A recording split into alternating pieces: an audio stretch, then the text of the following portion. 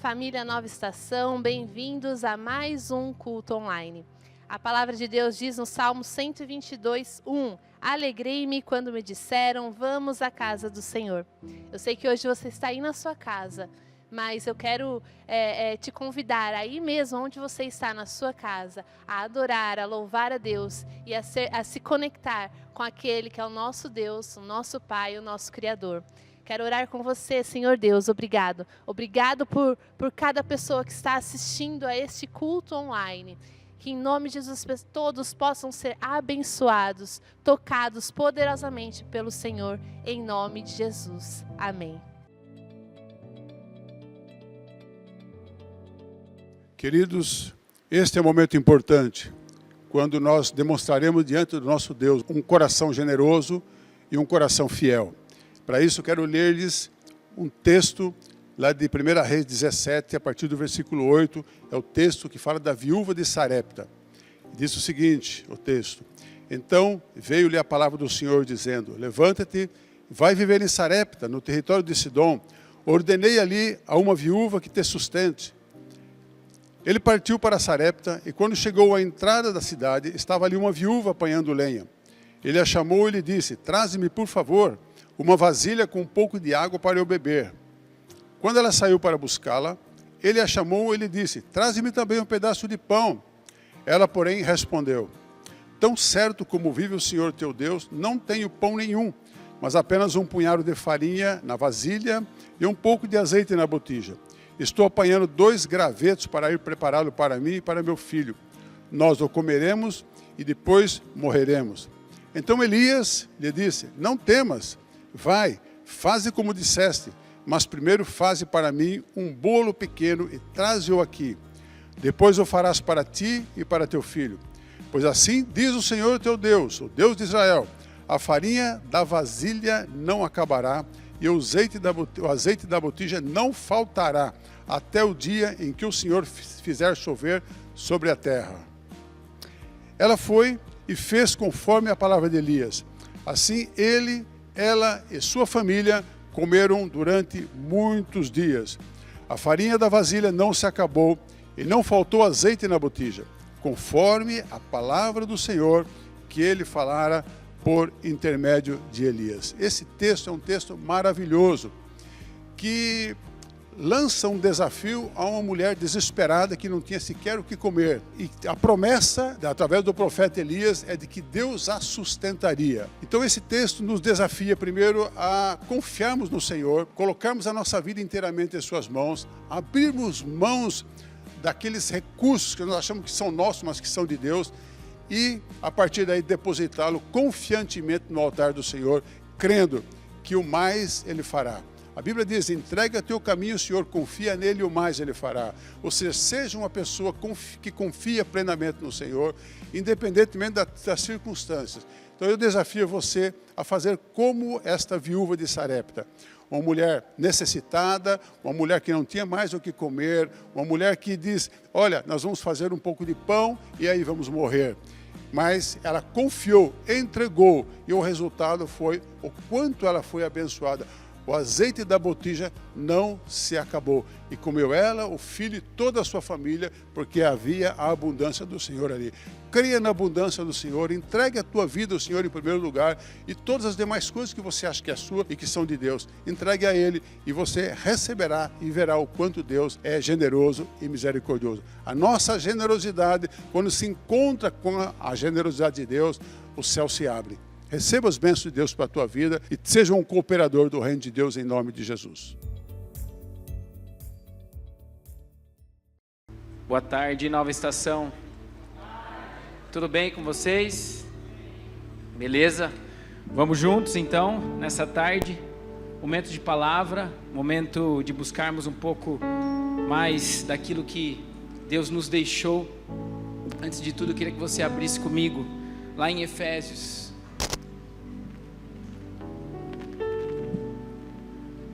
Abra comigo em Efésios capítulo 3, mas não abra mão da presença de Deus, do Espírito dele falando aos nossos corações.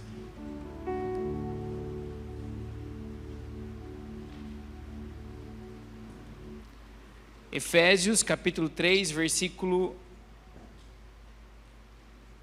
13, no final do 13. Oração de Paulo pelos santos.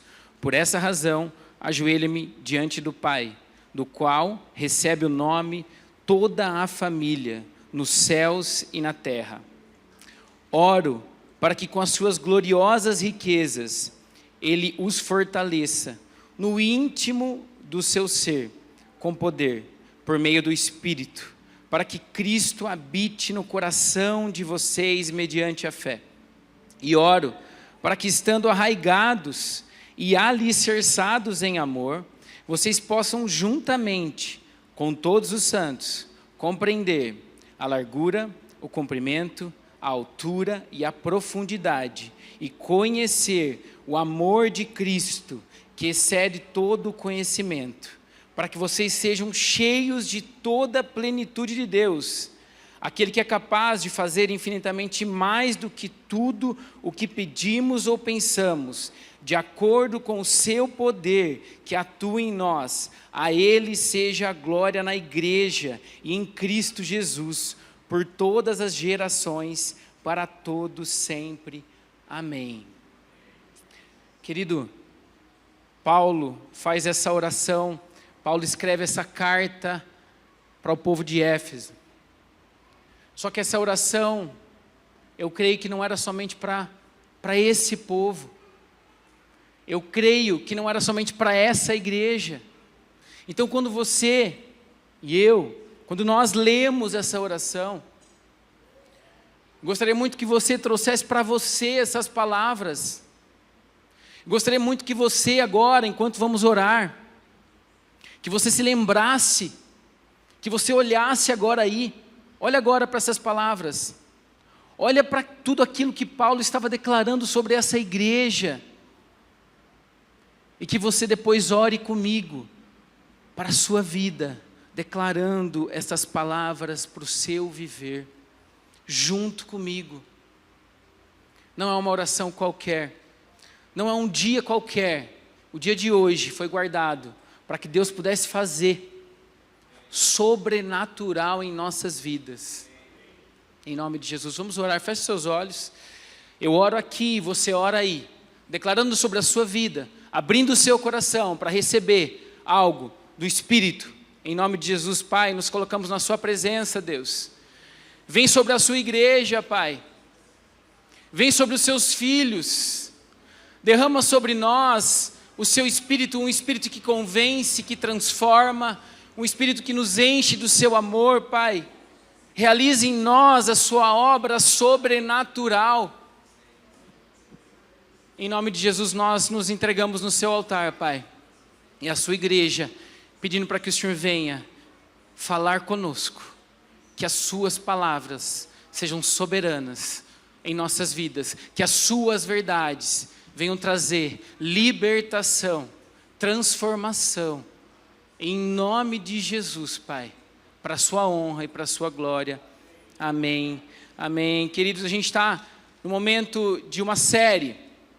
É o segundo dia, é a segunda palavra da série, Juntos para Pertencer. Quem estava aqui domingo passado? Levanta sua mão. Bastante gente, glória a Deus. Dá uma salva de palmas a Deus por isso. Isso é muito bom. É muito bom a gente viver junto, porque o reflexo daquilo que a gente ouviu semana passada é exatamente a gente ter a maioria das pessoas aqui novamente. Porque entenderam, porque nós estamos entendendo que o que Deus tem para nós tem a ver com estar junto, tem a ver com pertencer. Então o pastor Hugo semana passada trouxe uma mensagem que deu introdução a esse tema, a essa série. Trouxe versículos, trouxe inclusive algo que tem a ver com a ciência, para nos alertar sobre a importância de estarmos juntos. Trouxe, por exemplo, versículos como Eclesiastes, capítulo 4, versículo 1, um homem sozinho pode ser vencido, mas dois conseguem defender-se, um cordão de 3 dobras não se rompe com facilidade. Trouxe também aquele versículo que a gente até encenou aqui, foi bem legal, Mateus 18, 20, pois onde se reunirem 2 ou 3 em meu nome, ali estou eu no meio deles. Não só eu e a minha esposa, mas eu, a minha esposa, mais um casal e mais pessoas se unindo, se reunindo para acessar um lugar da presença, para acessar um Deus que fez todas as coisas, que está em todas as coisas, inclusive em nós. O pastor Hugo trouxe até alguns estudos que falavam o quanto que a ciência vem afirmar aquilo que a Bíblia, aquilo que a nossa fé já espalha, que para o seu corpo físico, o estar em comunidade faz bem à saúde, até mesmo faz mais ou colabora mais do que você praticar atividade física, ter uma boa alimentação, que já são coisas que a gente já entende, que faz bem.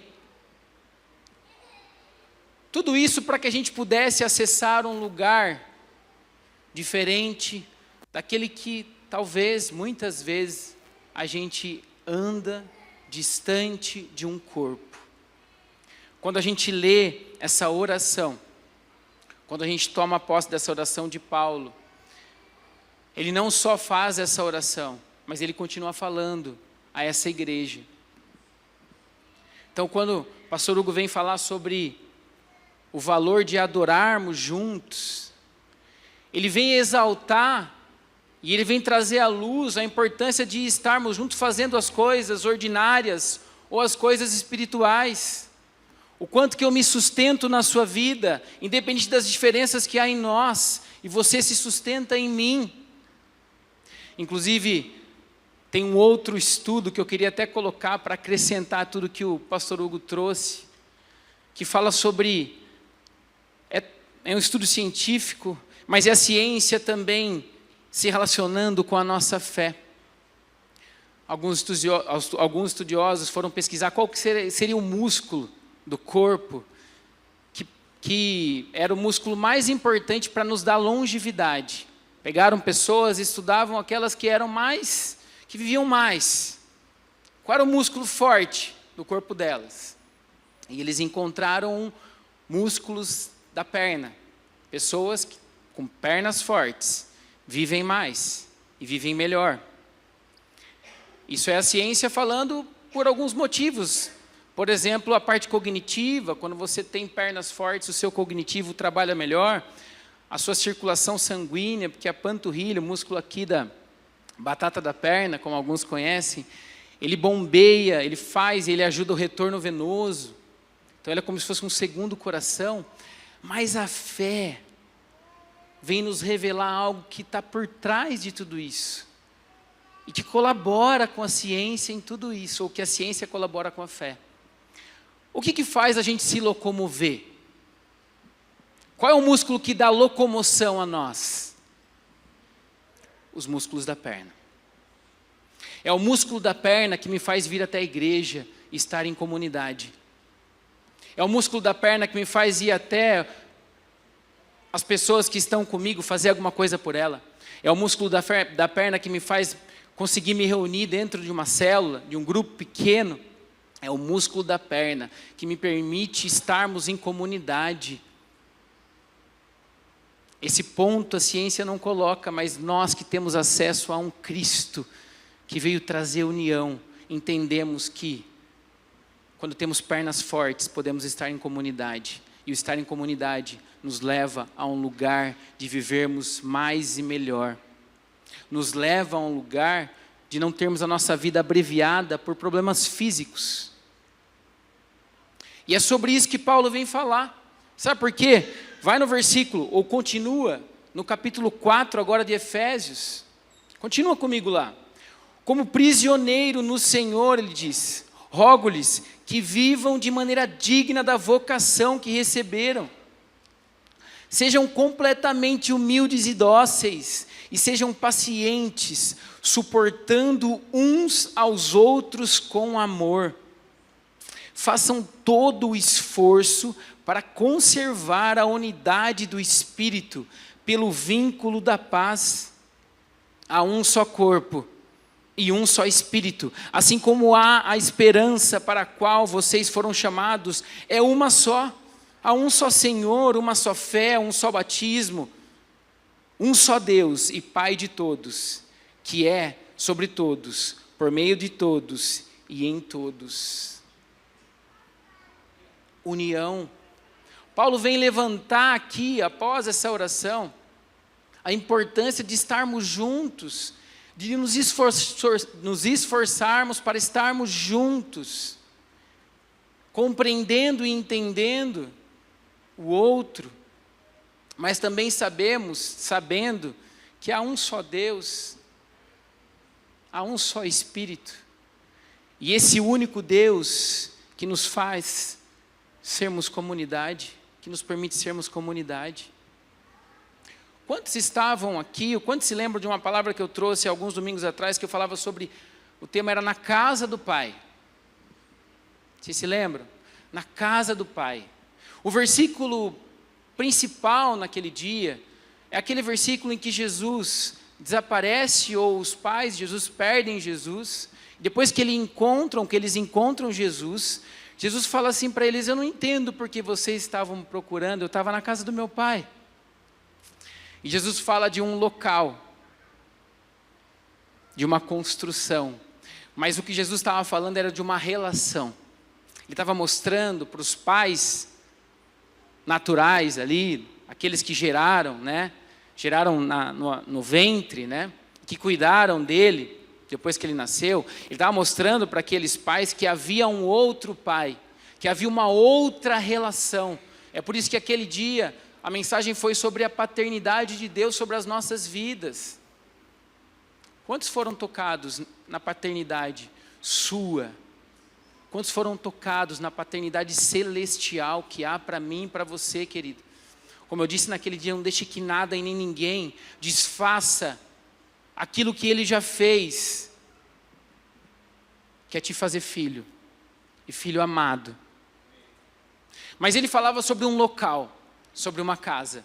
E é exatamente a casa que mostra uma relação. Nos sentimos em família quando estamos em casa, não é verdade? Quando você vai na casa de alguém, uma pessoa que é íntima, você se sente bem na casa dela, né? Eu quando vou na casa do Hugo, ele falou bastante de mim semana passada, eu vou usar ele hoje. Brincadeira. Quando eu vou na casa dele, eu tenho coragem de abrir a geladeira da casa dele. Tenho coragem porque eu me sinto em casa lá. Eu acesso esse local. E isso tem a ver com intimidade. Então, a casa, o local, mostra algo que tem a ver sobre um relacionamento. O que Jesus falava ali não era sobre o templo, era sobre um relacionamento que ele tinha com o Pai. E eu queria levar vocês a fazer um paralelo de casa com aquilo que nós nos relacionamos com Deus e também com o próximo. Porque a relação que eu tenho com Deus reflete na relação que eu tenho com o próximo. Se eu tenho intimidade com Deus, eu consigo ter intimidade com o Jean. Se eu não tenho intimidade com Deus, eu vou ter dificuldade de ter intimidade com o Jean. Aquilo que eu vivo com Deus, com o meu Pai, reflete com o que eu vivo com os meus irmãos. E uma casa, o que tem numa casa? A gente tem cômodos comuns em todas as casas, ou na maioria delas. Uma boa parte das casas tem garagem. Às vezes é menor, às vezes é pequena, outras são grandes, mas uma boa parte, a maioria das casas tem garagem. Às vezes a garagem fica um pouco separado. E às vezes a gente se relaciona com Deus e automaticamente com a comunidade, com o corpo desse mesmo Deus, somente estando na garagem. Sabe quando alguém chega na sua casa e ela fica só na garagem? Sabe? E ela chega assim, e às vezes ela vai entregar alguma coisa, e você fala para ela assim, viu, entra, vamos tomar um café. E ela fala assim, não, eu estou só de passagem.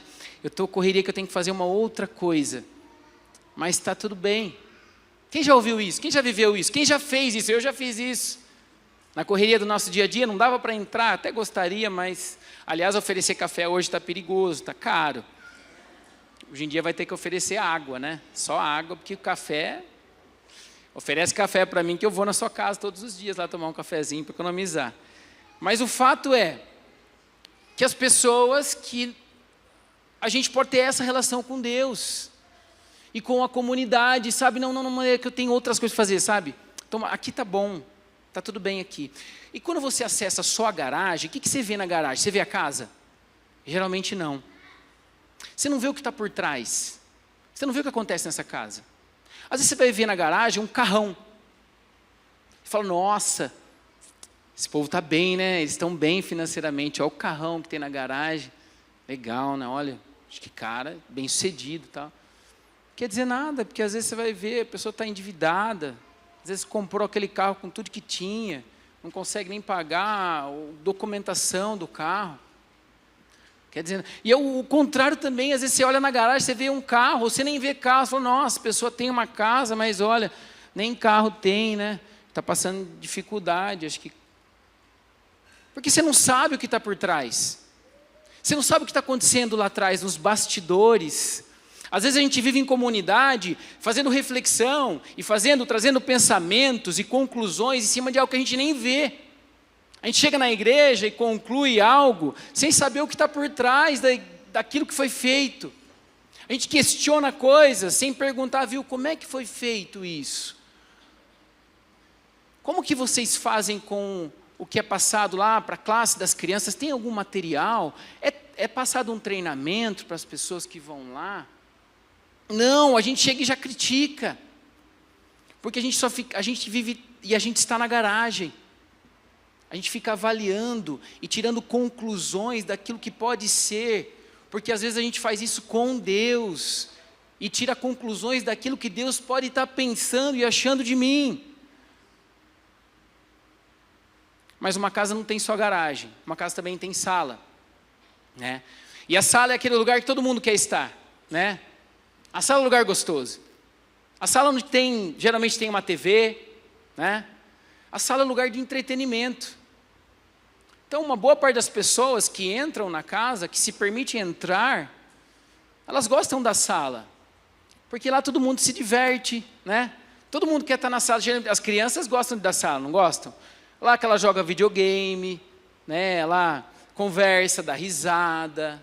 Todo mundo. Porém, assim, na sala é o lugar que a gente divide as coisas, né? Então, quem não gosta de dividir, quando acessa a sala, fica meio assim, não, porque, né?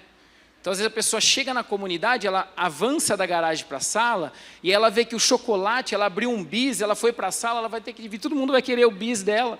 Às vezes ela fica chateada, fica emburrada, mas na sala a vida é dividida. Não é verdade? A TV, cada um assiste, todo mundo vai ter que assistir a mesma programação. Todo mundo vai ter que aprender sobre aquilo. Porém, na sala, todo mundo é bom. Todo mundo é legal. Ninguém se revela na sala. Todo mundo é legalzinho. A pessoa chega na sala, se chegar na sala, eu vou chegar na sala de vocês, eu vou ficar sentadinho lá, assistindo televisão, quietinho, com uma carinha bonitinha e tal. Na hora que eu sair, vocês vão falar assim, nossa, que rapaz bom, né? uma pessoa do bem e tal, não quer dizer nada, eu posso estar fazendo um tipo ali, porque na sala todo mundo é legal, na sala é lugar de dar risada, né? Mas uma casa também tem a cozinha. A cozinha já é um lugar um pouquinho, aí começa a apertar um pouco, porque a cozinha é lugar de servir, né? É lugar de fazer. Então na cozinha, quem vai para a cozinha, vai chegar lá, vai ver uma pia cheia de louça, né? Hein, Renatinho? E aí, você entrou na cozinha, tá com a pia cheia de louça, se vira, cara, ninguém manda você vir aqui, vai ter que lavar a louça. Então tem gente que não gosta de entrar na cozinha. Vai que tem alguma coisa caída no chão que eu vou ter que limpar. Vai que tem uma panela e eu tenho que fazer uma comida. Geralmente quem vai para a cozinha é adulto. São pessoas que já amadureceram, que têm capacidade de servir, de fazer algo, de produzir algo, de alimentar alguém, ou de limpar a sujeira que alguém fez. Criança vai fazer o que na cozinha? A criança vai na cozinha pedir comida, né? Quando a criança vai para a cozinha, ela vai lá, estou com fome, daí tem comida aí, me dá comida aí, né? E às vezes a gente faz assim na comunidade. Às vezes a gente acessa esse lugar somente para comer, somente para se alimentar. A gente entra na cozinha e não faz, e o copo cai, e a gente larga lá, alguém vai pegar, né?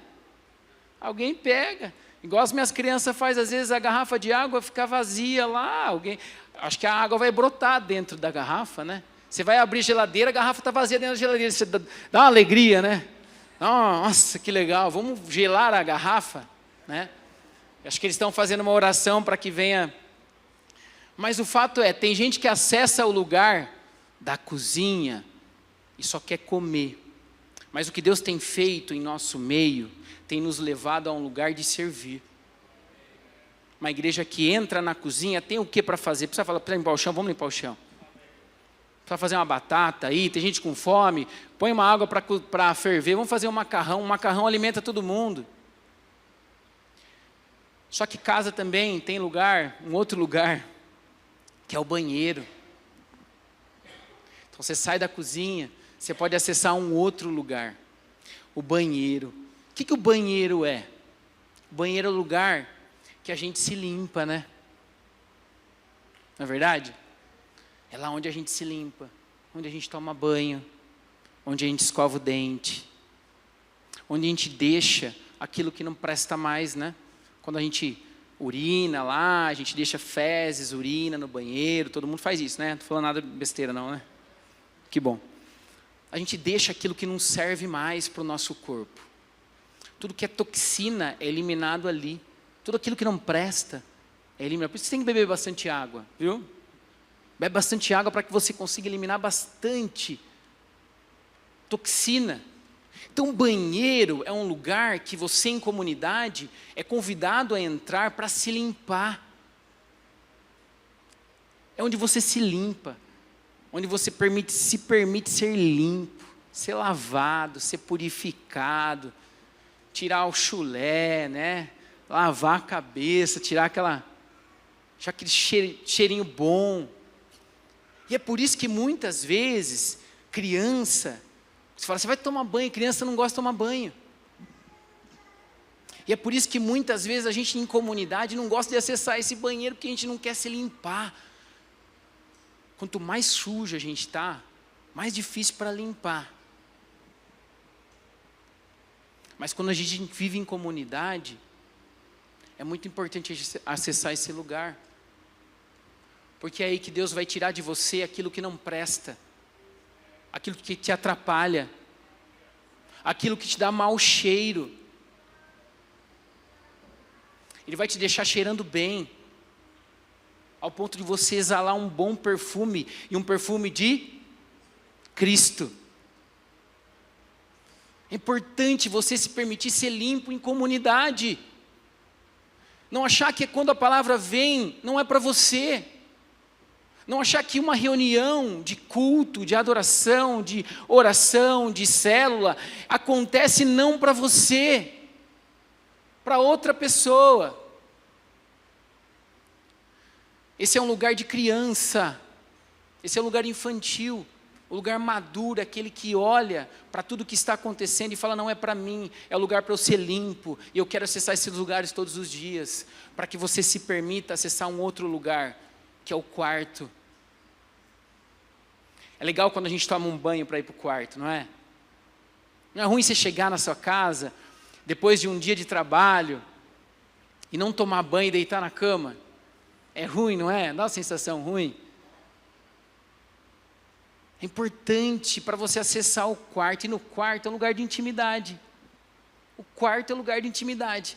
O quarto é um lugar de conversas difíceis. Ninguém tem conversas difíceis na sala, não é verdade? Sala é lugar de divertimento. Quando você vai conversar sério com alguém, o que você fala? Eu falo para minhas crianças, vão lá no quarto. Vai para o seu quarto agora. É lá que é o lugar de conversa difícil. Foi no quarto que eu tive a conversa mais difícil com o meu pai. Foi a melhor conversa que eu tive com ele, que mudou a minha vida. Quando as palavras dele, no meu quarto, transformaram. E aí o meu Pai Celestial pôde fazer a obra, a partir de uma conversa difícil. Mas é no quarto que você tem outras coisas também. É no quarto que você sonha. É no quarto que você muitas vezes vem planejar. É no quarto que você chora. Quantos já choraram em quarto? No travesseiro. É lá no quarto, não é na sala. Importante que você se permita acessar esse lugar. Em Deus, com Ele, na casa dEle, na comunidade dEle. Naquela comunidade que há um só Deus e um só Senhor. Porque, se você for continuar, eu vou pular um pouquinho, a gente vai lá para o versículo 14 do capítulo 4, poderia ficar lendo, se vocês leem depois, faz todo sentido, com tudo que a gente está vendo e vivendo aqui. No versículo 14, fala o seguinte, o propósito é que não sejamos mais como crianças. O propósito é que não sejamos mais como crianças. Deus está te convidando nessa tarde para sair do lugar de criança e para acessar outros cômodos. Levados de um lado para o outro pelas ondas, nem jogados para cá e para lá, por todo o vento de doutrina e pela astúcia e esperteza de homens que induzem ao erro. Antes, seguindo a verdade em amor, cresçamos em tudo naquele que é a cabeça, Cristo. De todo o corpo, ajustado e unido pelo auxílio de todas as juntas, cresce e edifica-se a si mesmo em amor, na medida em que cada parte realiza a sua função. Quando nós como igreja acessamos esse lugar de intimidade, quando nós como igreja acessamos um lugar maduro, Deus nos permite acessar um outro lugar, que é um lugar de crescimento. É um lugar onde a gente vai conseguir crescer juntos. Por que Paulo fala sobre criança e depois ele fala sobre crescer? Porque a criança ainda não cresceu. E ele está levando essa igreja a entender que para a igreja, há uma necessidade de crescimento. Onde eu faço aquilo que Ele tem para mim e você, o que Ele tem para você. E nós nos ajustamos e crescemos juntos, em amor. Em qual amor? Naquele que Ele tem te derramado em nossas vidas. Quantos têm recebido do amor dEle? Crescer juntos no amor dEle. Agora você olha para mim e fala assim, tá bom, legal, é bonito, é bacana, mas como? De que forma? Como que eu cresço? Né? A gente tem várias formas de você crescer espiritualmente, como pessoa, mas eu vou trazer alguns pontos aqui, que você pode voltar para você, esses pontos, mas também que você pode voltar para aquilo que você faz para a pessoa que está do seu lado. Sabe como que a gente cresce? Quando eu ajudo o Igor a crescer. Quando eu sou intencional a fazer algo por ele, para que ele cresça. Quando eu faço isso, eu também cresço. Porque alguém vai estar fazendo isso por mim. Eu vou trazer alguns pontos para que a gente possa entender o que e como viver isso em comunidade. O primeiro ponto, ame com aceitação. Amar com aceitação. Romanos capítulo 15, versículo 7 diz o seguinte: portanto, aceitem-se uns aos outros, da mesma forma que Cristo os aceitou, a fim de que vocês glorifiquem a Deus. Aceitar todos, amar com aceitação. Cristo nos aceitou. Eu um dia fui aceito por Ele, e foi maravilhoso para mim. Mudou a minha vida. Eu arrepio de falar para vocês o quanto que a aceitação de Cristo me transformou e me colocou num lugar de que, olha, se eu tenho isso, eu tenho tudo. Agora a gente precisa viver isso. Se você tem a convicção que você foi aceito por Cristo, como Ele nos aceitou, não dá para a gente viver um mundo de menosprezo, de preconceito, de cancelamentos. A gente vive um mundo hoje em que as pessoas são mais aptas a menosprezar e a excluir do que a trazer para perto. Amar com aceitação é você amar independente do que a pessoa faça e de que ela seja. Não importa qual é a posição dela religiosa, não importa qual é a posição dela política, não importa qual é a posição dela, com a escolha dela sexual, o que ela vive, não importa o que ela vive no momento, o que importa é que Ele me aceitou e eu vou aceitar ela. Não aquilo que ela faz, mas aquilo que ela ainda está sendo. O mesmo Deus que me criou, criou ela. É a mesma obra da criação, é o mesmo Deus. Não dá para eu não aceitar ela, mesmo que ela seja diferente.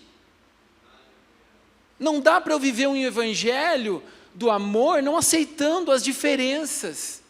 Mas ela também, ela tem cada opinião, né? Não dá. E aí eu vou na internet, eu sou o machão, né? O forte, o sabidão, o inteligente. Mas o que está longe, longe, quilômetros de distância de Cristo. E infelizmente, querido, com muita tristeza, eu vejo que a gente tem muita representação no meio evangélico disso na internet. Um local onde a gente pode difundir o amor e a aceitação, a gente tem o contrário na internet, pessoas se degladiando, pessoas que receberam a aceitação de Cristo, atirando pedras umas nas outras, sem saber o que a outra vive. Não é sobre isso.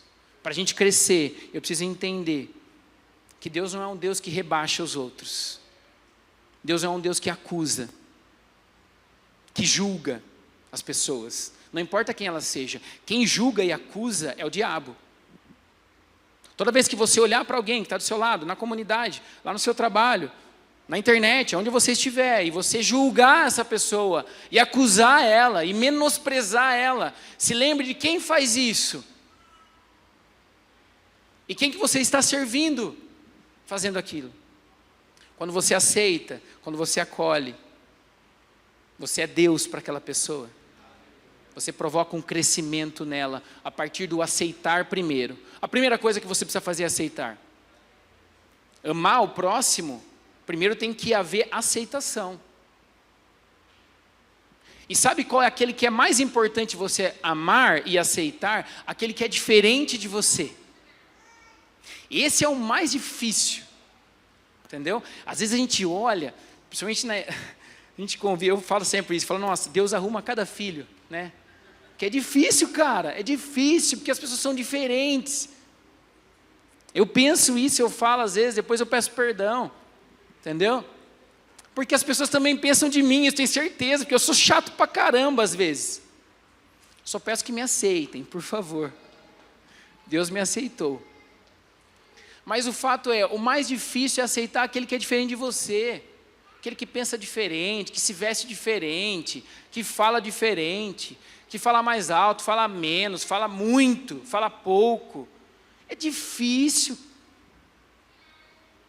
Mas é quando você aceita é o local e é o momento que você pode gerar crescimento na vida dele e na sua vida. O segundo ponto é oferecer atenção. Gálatas capítulo 6, versículo 10 diz o seguinte: portanto, enquanto temos oportunidade, façamos o bem a todos, especialmente aos da família da fé. Principalmente aqui, na comunidade, na nova estação, na sua célula. Você pode ir além de aceitar. Porque você pode muito bem aceitar alguém. Não, eu aceito o Renatinho, eu aceito o jeito que ele joga futebol, tal, beleza. Joga mal pra caramba, mas tudo bem, eu aceito ele. Mas eu posso ignorar ele. Eu posso muito bem aceitar e ignorar. Passar desapercebido, não está nem aí com a pessoa. Sabe? Não se importar, não perguntar. Posso muito bem viver algo que só fica na aceitação. Ah, tá bom, vai, deixa ele aí. Deixa ele no grupo aí do WhatsApp, vai. Tira ele não, deixa ele aí. Sabe? Deus nos chama para algo além. A grande diferença de você estar em comunidade é você ter a atenção do outro do lado. O Alexandre não está aqui. O Alexandre não está aí, né? Ah, está lá no fundo. Lá. É que ele é pequeno, não dá para enxergar ele, né? Mas o coração dele é maior que ele ainda. Não sei como cabe ali, né? Mas o Alexandre, esses dias, ele ficou doente. Ele passou por 2 coisas difíceis. Teve doente, depois teve a enchente e tal. E ele ficou impressionado com o tanto de mensagem que ele recebeu. Ele ficou comovido com o tanto de mensagem que ele recebeu. Na verdade, Alexandre, ele ficou mexido. Porque havia ali muitas pessoas da comunidade se importando. Você está bem, cara? Como é que você está? Eu vi que você não foi no culto. Eu fiquei sabendo que você está com dengue. Você está precisando de alguma coisa. Isso é viver em comunidade, isso é ter atenção. Sabe? Pessoa que está do meu lado, como que ela veio, como que ela vai embora. Percebi que ela perdeu o emprego, o que eu posso fazer? Perguntar, eu falo que a pergunta não mata ninguém. Tem gente que tem medo de perguntar para as pessoas o nome, porque aí eu vou ter que lembrar o nome dela. Tem medo de perguntar como que ela vai embora, vai que ela pede uma carona. Não tenha medo, pelo contrário, tenha atenção nisso, porque você recebe uma atenção especial de Deus, e você vai receber uma atenção especial de Deus na comunidade. É importante que nós tenhamos uma atenção especial com todos os santos que se reúnem. É importante a gente viver isso, não estar alheio, não vive na garagem, não viva mais na garagem. A garagem só importa a sua vida e mais nada. Cristo não nos chama para algo que importa a nossa vida e mais nada, Ele chama para algo que é comunidade, e que a vida das pessoas são mais importantes do que a minha. É por isso que Ele se entregou, é por isso que Ele deu a vida dEle. O terceiro passo que você pode viver é tratar alguém com afeição. 1 Tessalonicenses capítulo 2, versículo 8. Sentindo assim tanta afeição por vocês, decidimos dar-lhes não somente o Evangelho de Deus, mas também a nossa própria vida, porque vocês se tornaram muito amados por nós. Afeição é carinho, afeição é abraço. Vocês sabem que o bebê, a criança quando nasce, sabe uma coisa que é importante para a criança se desenvolver? A gente está falando sobre crescimento, né? Sabe algo que é importante para a criança se desenvolver? O toque. Quanto mais a criança recebe toques físicos, mais ela se desenvolve fisicamente. Sabia disso? A ciência colaborando com a nossa fé. Por isso que acho que os bebês são fofinhos, né? Porque a gente tem vontade de apertar. Deus fez eles assim por isso, tão fofinhos, né? O Hugo, por exemplo, ele ama toque físico. Ele faz parte do grupo. Há uma pesquisa até, a Universidade de Los Angeles, que demonstrou num estudo que um adulto precisa de 8 a 10 contatos físicos por dia para se manter saudável, satisfeito e realizado. Isso é ciência também. O Hugo é prova disso. Dá um abraço nele para você ver o que acontece com ele. Ele se sente realizado, feliz. Eu também, tá, gente? Eu também. Mas tem pessoas que mais, tem pessoas que menos, mas todos nós precisamos. Eu falo sempre, às vezes você não precisa de uma palavra e nem de uma oração, você vai precisar somente de um abraço. Eu já contei para você algumas vezes que uma vez um pastor não me falou nada. Naquele momento que eu estava vivendo, ele simplesmente me deu um abraço. E até hoje eu lembro dele disso. Foi o abraço mais importante da minha vida. Às vezes você não precisa fazer nada, você só toca. Às vezes você pode dar um sorriso para alguém. Às vezes você pode cumprimentar alguém. Sair da sua bolha de um ser, não, eu sou tímido. Minha esposa, psicóloga, pastora Natália, fala que não existe timidez, o que existe é insegurança. É ela que falou isso aí para mim um dia, eu gravei, e agora eu falo sempre. Quando eu me sinto tímido, eu falo assim, não, eu não sou tímido, eu estou inseguro. Como que eu vou melhorar aqui? Eu preciso estar seguro do que eu vou fazer. Entendeu? Então saia dessa bolha de timidez e vai para um lugar em que você pode mudar o dia da pessoa que está do seu lado e acrescentar algo por ela ou para ela com um simples sorriso ou um cumprimentar. Oi, tudo bem? Ou oi, pelo menos. Olá. Se você falar tudo bem, continua a conversa, porque senão tudo bem fica somente um cumprimento, né? Você fala tudo bem, mas você não quer saber. Oi, tudo bem? Tchau. Não, oi, tudo bem? Espera a resposta. Tô bem, e você? Tudo bem? Ah, então tá. Geralmente ninguém fala que está mal, né? Só se você sentar do lado dela e poder conversar com ela. Alguém já falou para você assim, oi, tudo bem? Não, tudo mal. Mas esses dias eu ia responder uma pessoa no celular. Oi, tá mal, tudo mal, mas vamos tocando. Mas daí eu falei, não, ela vai ficar preocupada, né? Porque não é normal. Mas o fato é, cumprimenta. Fala com ela. Você não sabe o nome, pergunta o nome. Dá um beijo respeitoso. Não tem problema dar beijo, tá, gente? Respeitoso. Não tem problema nenhum com isso. Não tenha. Isso é importante. Afeição, contato. Vá na casa da pessoa. Ao invés de ficar perguntando, mandando mensagem só, às vezes você não consegue, mas vai lá na casa dela. Fala, não, eu vim aqui e tal, você não pode me receber. Não, eu só vim aqui para te ver. Tá tudo bem, ó, trouxe isso aqui para você. Eu só trouxe isso aqui para você, ó. Leva um bombonzinho para ela. Pronto. Já é algo que vai fazer o quê? Vai ser carinho para ela? Não, vai tirar ela de um lugar e vai colocá-la em outro lugar. Isso vai gerar crescimento para ela e pode gerar crescimento para nós em comunidade. Para que essa pessoa, quando ela precisar ouvir uma palavra de Deus, ela seja aberta para você. Para que quando essa pessoa precisar se abrir e contar algo que dói na vida dela, ela consiga aqui no meio do culto chamar você para o lado e contar para ela. E você poder sustentar ela em amor. Se você não sabe, você nunca percebeu ela, vai ser difícil isso acontecer. O quarto ponto é você honrar com apreciação. 1 Tessalonicenses, capítulo 5, versículo 12, fala o seguinte, agora lhes pedimos, irmãos, que tenham consideração para os que se esforçam no trabalho entre vocês. Consideração. Ter consideração com as pessoas, honrar as pessoas. Se tem a coisa que é pior na vida, é você ser depreciado. Não é verdade? Quem já foi aqui trocar o carro? Aí você chegou com o seu carro, aquele carro que você cuidou, que você comprou, que você economizou, ou que você pagou as parcelas, ó, aqui, ó, meu, suado, que você lava ele e tal, limpa a sujeirinha, passa lá o coisinho no pneu, encera, aí você chega lá com o carro no estacionamento ou na concessionária, o cara chega e fala assim, esse aí acho que vale tanto, tipo 10 mil abaixo da tabela. Não dá uma coisa ruim? Eu tenho que me controlar, buscar em Deus, porque eu não me conformo.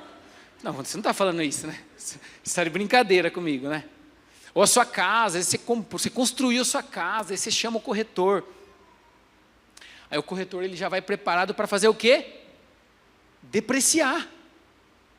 Então ele chega lá e começa a ver só defeito. Começa a botar para baixo, e quando a gente deprecia, o que a gente faz com a pessoa, ou com alguém, ou com o carro, com a casa? A gente diminui o valor dele. O cara que compra o carro, o corretor, ele está tentando diminuir o valor para que ele tenha uma margem maior na venda. Quando a gente deprecia alguém, a gente diminui o valor dessa pessoa. Quando a gente faz o contrário, quando a gente gera para ela valorização, se você honrar ela, se você demonstrar apreciação por ela, você aumenta o valor dela. Quando você chegar para alguém das professoras que cuidam das crianças, ou com os professores da escola, chegar para a professora e falar assim: nossa, glória a Deus pela sua vida. Você cuida do meu filho. Você tenta gerar algo para ele. Quando você fizer isso, sabe o que você vai fazer com o valor dela? Aumentar o valor dela. Você vai levar ela para um lugar diferente. Quando você chegar para o seu líder, seja um líder no trabalho, ou seja um líder na igreja, um líder de célula, quando você honrar ele, você está valorizando. Não que as pessoas não precisam ser valorizadas, tá? Não é sobre isso, gente. É Deus quem faz. Mas é sobre reconhecer, é sobre exatamente o que a palavra de Deus diz, é sobre uma honra. Olha, eu louvo a Deus pela sua vida, por você se permitir, se doar e ser um canal. Só isso. Não é endeusar ninguém, não. Porque se endeusar alguém, você está dizendo que é ele que está fazendo, não. Honrar. Desafio você que, essa semana, participa de célula, honre o seu líder de célula, nessa semana. A gente tem vivido um momento maravilhoso aí com células. A gente teve essa semana 2 células começando, 12 pessoas novas indo para frequentar células, fora as outras que eu nem tive conhecimento ainda. Não é sobre número, querido, mas é sobre um movimento de comunidade. É sobre um movimento de pertencer a algo. E a algo que não é que alguém criou, mas é que Cristo nos deixou. E Paulo viveu na prática. E além de viver na prática, ele deixou as cartas para nos ajudar. Demonstre isso nessa semana. Faça isso. Porque amanhã vai ser alguém fazendo com você a mesma coisa. Isso vai te fazer crescer. A quinta coisa e última, apoie com intercessão. Colossenses capítulo 4, versículo 12. Epáfras, que é um de vocês e servo de Cristo Jesus, envia saudações. Ele está sempre batalhando por vocês em oração, para que, como pessoas maduras e plenamente convictas, continuem firmes em toda a vontade de Deus. Epáfras impressiona muito por separar um tempo para orar pelas pessoas. Separe um tempo para orar por alguém. Separe um tempo para não só perguntar para ela o que ela está vivendo, qual o pedido de oração para ela, mas separe um tempo para orar por ela, para interceder por ela, para guerrear com ela, para lutar junto às batalhas que ela vive. Não só fisicamente ajudando ela, mas orando por ela, declarando sobre ela as palavras de vida, as palavras que Deus tem colocado dentro de você. Profetize, traga palavras de conhecimento, declare libertação, declare cura. Pega a pessoa na rua, alguém que está sofrendo, chama ela para perto. Mas eu estou em lugar público. Ore por ela ali. Se você não sabe o que fazer, ora por ela. Declara sobre ela. Mas não deixe de viver isso. Não deixe de poder gerar nela um lugar, poder produzir nela um lugar em que ela possa ser acrescentada. Onde você pode amadurecer e ela também juntos. É esse lugar que Deus tem nos chamado. Mateus capítulo 13, versículo 30. A Bíblia diz o seguinte: deixem que cresçam juntos até a colheita. Então direi aos encarregados da colheita: juntem primeiro o joio e amarrem-no em feixes para ser queimado. Depois junte o trigo e guardem-no no meu celeiro. Às vezes você é uma pessoa que orou e ora por algumas pessoas, mas você não vê nada, nenhum movimento da pessoa. Não importa, querido. Não importa. O importante é você orar, o crescimento quem vai dar é Deus. Não rejeite, não exclua. Se há alguma separação para acontecer, não é você que vai fazer. Não desista das pessoas. Não desista de orar pelas pessoas. Não desista de interceder. Até o fim, vá até o fim com todos. Seja seu amigo, seja sua esposa, o seu marido, seja o seu filho, a sua filha. Continue orando, aceitando, acolhendo, amando, assim como Cristo amou. Não seja duro, porque Cristo não foi duro com você e não é duro comigo. Inclusive Ele nos deu o livre-arbítrio, para a gente poder escolher por Ele. Amém? Eu queria passar agora para vocês rapidinho. Tem um vídeo, não é um vídeo longo. Para a gente concluir. Está no ponto aí, né? Esse vídeo é de um filósofo que eu gosto, tá? Ele não vai falar aqui sobre teologia, mas ele vai falar sobre uma reflexão. O filósofo, ele nos leva a refletir, ou tenta nos levar à reflexão. Só que uma reflexão que se encaixa muito com aquilo que Cristo nos deixou.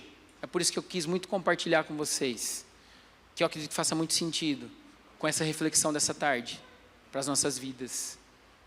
Beleza?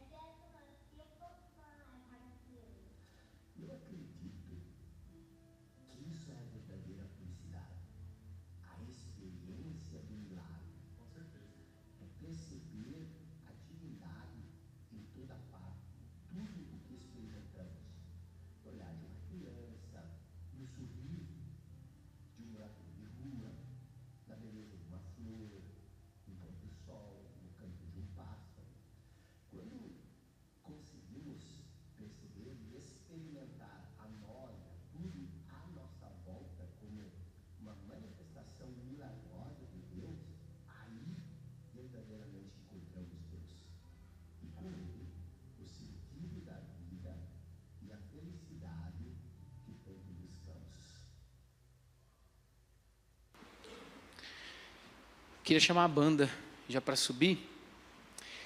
Mas vocês perceberam que é interessante que o menino, ele quer encontrar Deus, né? Ele sai buscando encontrar Deus. E ali eles vivem juntos. Primeiro que, se fosse uma moradora de rua, primeiro há uma aceitação ali. Que o menino olha para o lado e aceita aquela mulher. Ele olha para o lado e recebe ela. Ao mesmo tempo que ele recebe ela, ele divide algo físico com ela. Ele compartilha algo com ela.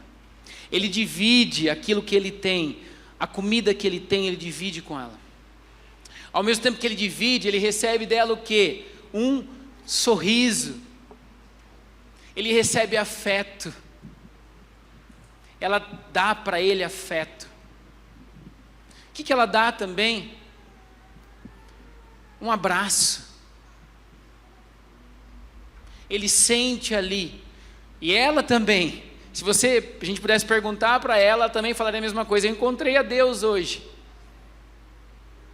Que eu encontrei alguém que me deu algo, que compartilhou uma vida, alguém que tem algo para dar. Querido, eu não sei como que você chega aqui a respeito de comunidade. Eu não sei como que a vida te trouxe aqui nessa tarde. Se você foi aceito quando você veio em comunidade, se você teve afeto.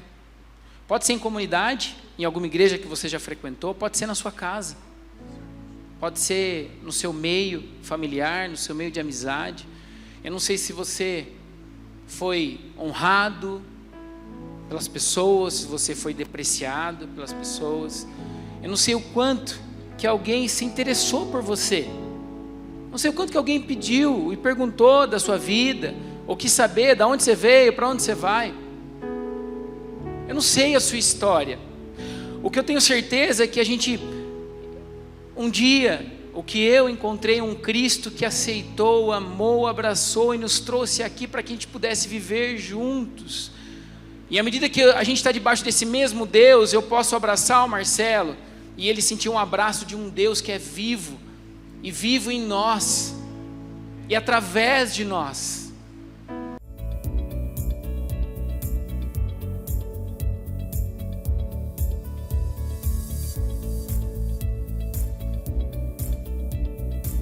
Família, que bom que nós pudemos estar juntos em mais esse tempo.